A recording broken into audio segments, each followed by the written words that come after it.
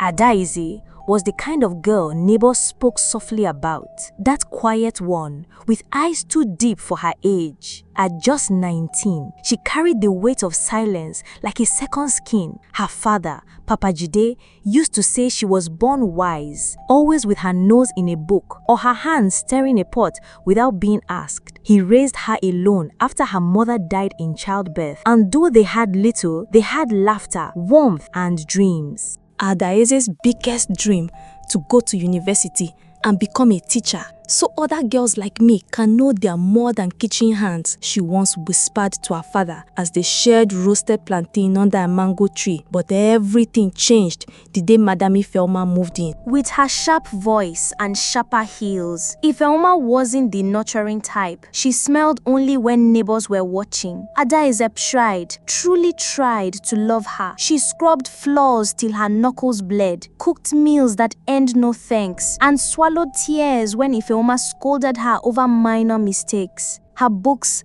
gathered dust, her dreams dimmed. Then came the car accident. Her father, her world, gone in one breathless moment. No time for goodbye, no time for justice. Adaeze is expected to be hugged, to be held. Instead, she was handed a broom. If you want to eat, you better sweep faster, Ifeoma said coldly. Just a day after the burial, the house that once echoed with jazz music and bedtime stories now stood silent, except for the creak of Adaze's footsteps and the sighs she tried to swallow. No one saw the slow breaking of her spirit, not even Madame Ifeoma, who mistook obedience for weakness, but saw where inside Adaeze a fire still flickered, a small, stubborn flame. Adaeze sat on the bathroom floor, her hands trembling as she stared at the test strip. 2 lines, 2 bold, unapologetic lines. Her vision blurred, her stomach twisted. It couldn't be, it shouldn't be, yet it was. He always seemed kind, always told her she reminded him of his daughter. He offered rides home after choir practice, told her not to walk alone at night, until the night he didn't take her home. The night he locked the church office door and whispered, "Don't make this difficult." She hadn't told a soul. Who would believe her? She had trusted Elder Tobechi, respected him even. When Madame Ifeoma found the test strip buried in the trash, all hell broke loose. There was no pause for understanding, only rage. "You stupid, shameless girl. Is this how you repay me for feeding you?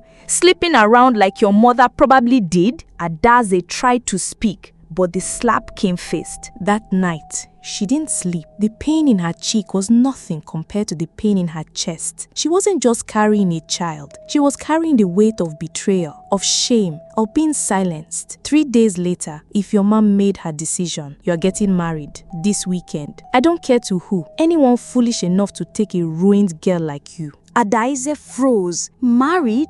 To who? Someone poor enough not to ask questions. Ifeoma snapped, already dialing someone. "I would not have a pregnant bastard ruining my name." The plan was already in motion. Adaeze's fate was no longer hers. Not even the child in her belly softened her stepmother's heart. And somewhere in the slums of Mani Town, a man who looked like nothing waited, unaware that his life and Adaeze's were about to collide in the most unexpected way. The wedding happened faster than Adaeze could blink. 1 minute, she was in the backyard peeling yam with swollen eyes, and the next, she was stuffed into a second-hand gown that smelled faintly of mothballs and old perfume. The lace scratched her skin, the veil drooped.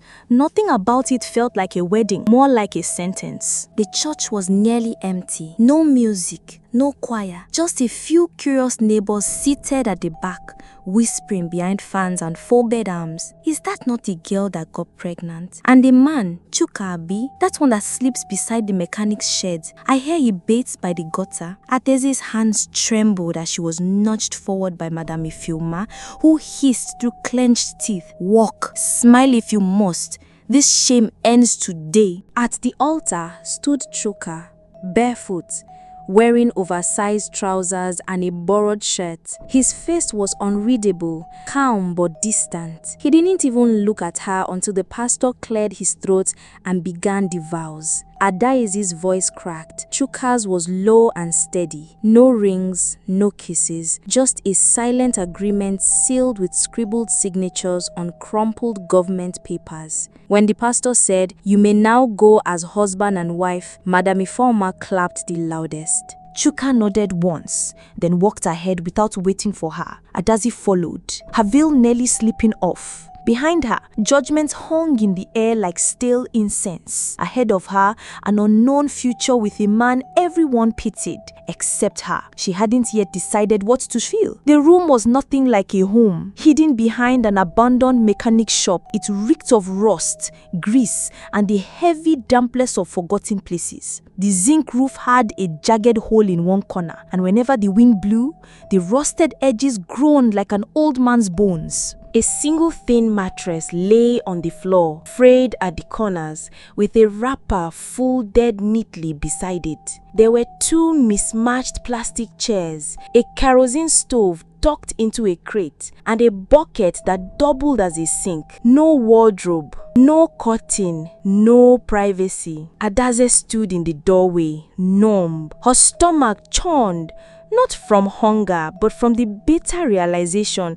that this was her new life. She'd been discarded like one cloth and dumped in a place society had long stopped noticing. Yet, amidst the decay, something unexpected stirred. Chuka, the man she had been forced to marry, moved with a strange grace. He didn't rush. He didn't grunt or grumble. Every motion was deliberate, gentle even. He cooked without asking what she wanted, placed a steaming plate beside her, and quietly ate his own portion on the floor, giving her space. When she cried at night, he didn't pry. Instead, he placed water near her and rolled out a mat on the other side of the room. No questions, no judgments. He never raised his voice, never looked at her like a burden, and slowly, in the middle of peeling walls and silence, Adaeze felt something she hadn't known in months: peace. Each evening, just before sunset, Chuka would slip on his worn sandals, run a damp cloth across his face, and quietly step out. He never said where he was going,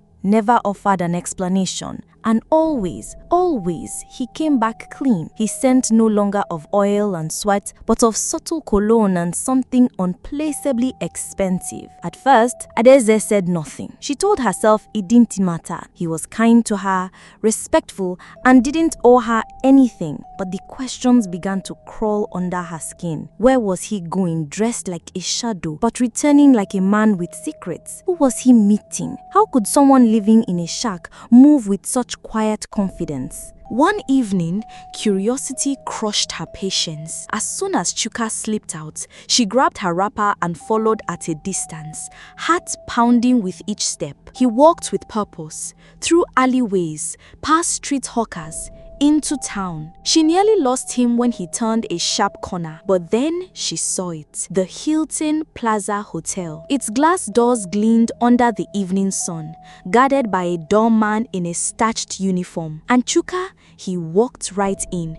No hesitation, no questions asked. The doorman even nodded at him with familiarity. Adaeze froze, her breath caught in her throat. What business did her homeless husband have inside one of the most expensive hotels in town? She stood rooted to the ground, 100 thoughts racing. Everything she thought she knew was unraveling before her eyes. Adaeze didn't sleep that night.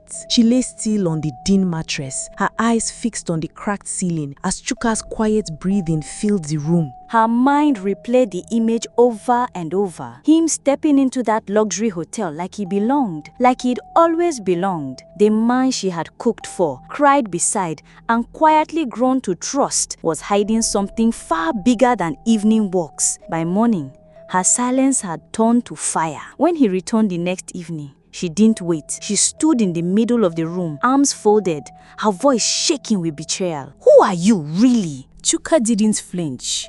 He took a deep breath and sat down, his eyes meeting hers without fear. Then came the truth. Slow, deliberate, unbelievable. His name was Chuka Obinna, son of the late tech magnate, Chief Damian Obinna, billionaire, inheritor of a digital empire. I grew tired of people loving my name and not my soul. So I left. I wanted to see who I was without wealth. I wanted to see who others were when money wasn't in the room. He had seen Adaeze weeks before the wedding. He knew about her father's death, Madam Ifeoma's cruelty, even the whispers about her pregnancy. And when Ifeoma put out word about finding anyone to marry the shame in her house, he stepped forward, not out of pity, but admiration. I saw your strength in silence, the way you carried pain without bitterness. I didn't want to save you.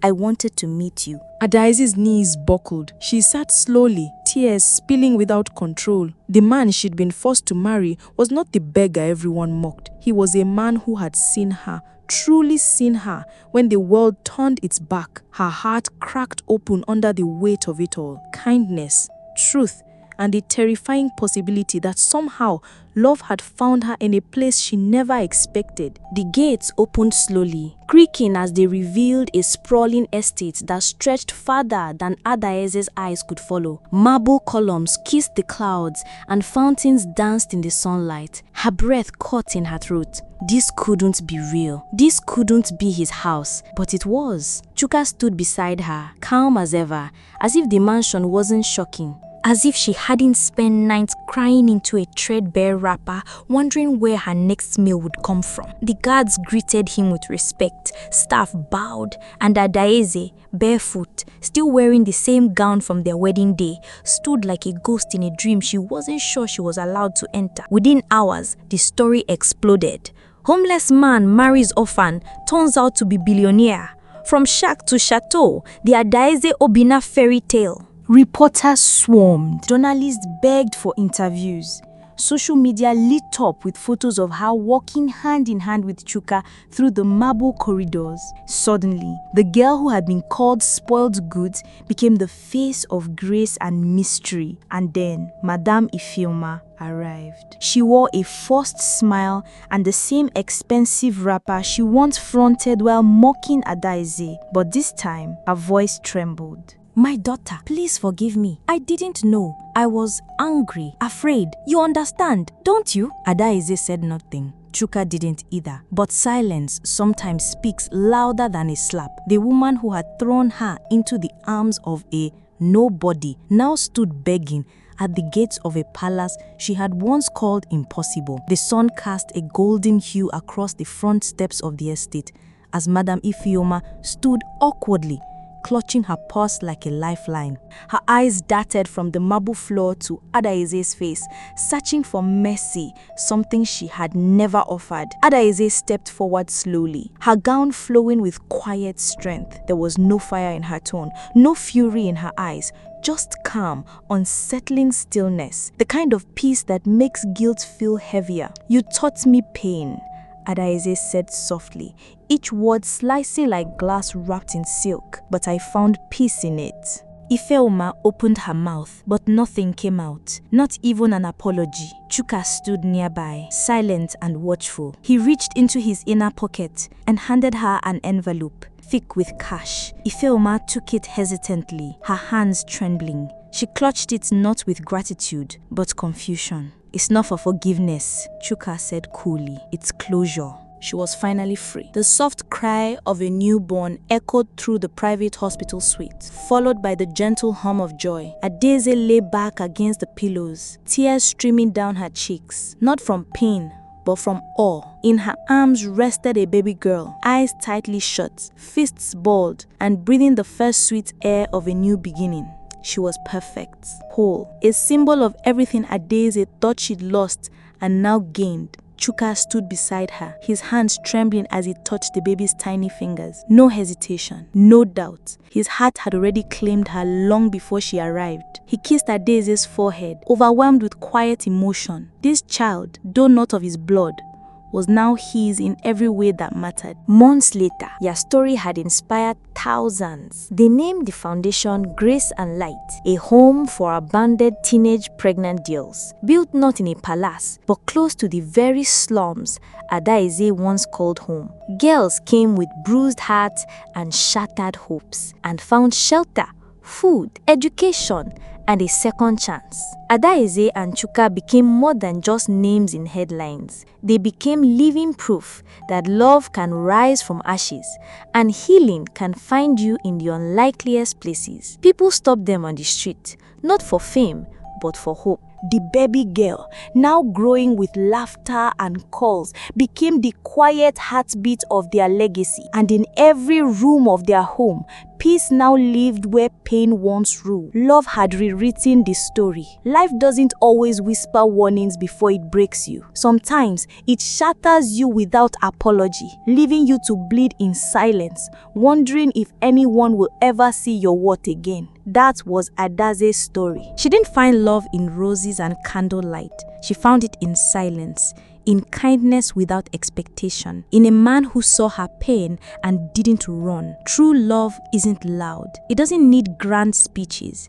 It's in the quiet moments when someone chooses you even when the world has written you off. Adaze's healing didn't wear gold. It wore dust, cooked food in smoky corners, and gave her space to cry without judgment. And when her heart had nothing left to give, it was held gently by a man whose riches weren't in his pocket, but in his soul. She became the woman they never saw coming. The abandoned girl became the mother of hope. The one they called shameful now builds a heaven for broken girls, offering them something she was once denied, a second chance. Now she stands tall, radiant in purpose, her daughter in her arms and her husband by her side. Not perfect, but whole. And you, would you have forgiven your stepmother after all she did? Let me hear your thoughts in the comments. Don't forget to like, share, and hit that subscribe button, because your pain isn't the end. It might just be the beginning of something beautiful. Thank you for watching.